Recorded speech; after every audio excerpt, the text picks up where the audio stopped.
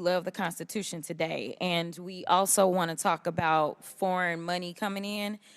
Have y'all seen the report that was just produced where this chairman decided that he was going to block this committee from receiving additional information about y'all's guy, Trump, and all the money that he took? From what we did receive, we know that Trump got almost $6 million that we can account for, and we know that there's more there.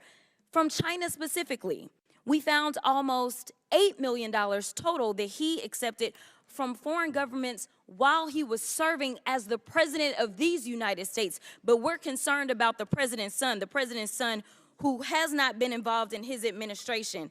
I just want to run it back, though, to the very beginning, because this is something that I just can't get over. I can't get over the gentle lady from South Carolina talking about white privilege.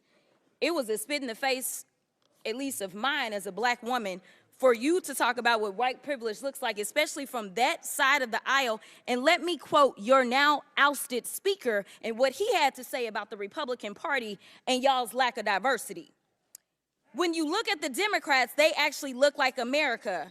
When I look at my party, we look like the most restrictive country club in America. So let me tell you something. Y'all don't know what white privilege looks like, but I'm gonna show you a little bit of something. You see, you want to talk about a two-tier justice system, and this is the only time that y'all have ever referenced it, when this country has a history when it comes to black and brown folk of having two separate sets of rules.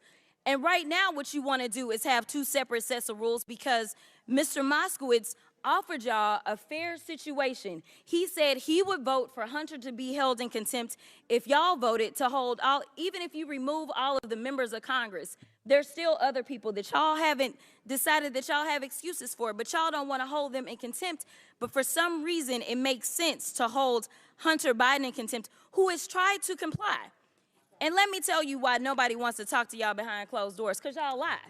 That's just the bottom line. You have done it thus far in this investigation. You have done it this far as it relates to this committee. In every single hearing, y'all spin, spin, spin. I don't know how y'all are still standing right now, because you should be quite dizzy from all the spinning that you're constantly doing when it comes to spinning the truth. You talk about free and fair elections, but you back a guy who we know tried to steal the election. And this isn't about what Democrats have to say. Let me remind you, for those of you that don't know how the justice system works, it's not a matter of the president went in and indicted Trump, but we are talking about grand juries. Grand juries are comprised of American citizens, and the people that have entered pleas of guilty that will be flipping on your leader in a minute, they are Republicans. I do want to point that out. And half of them were Republicans that were handpicked by Donald Trump himself. So, to be clear, whatever happens to your little leader, it's going to be because of the actions that he took.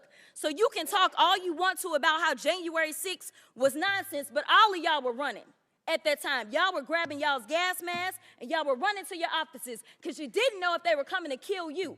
You should have cared that somebody was there to protect you, but instead you want to play games because you found out that it was your leader that decided that he wanted to propagate an insurrection on our country. So don't tell me that you care about the Constitution, because you don't. All you care about is Trump getting reelected, and I'll yield the last of my time to my leader.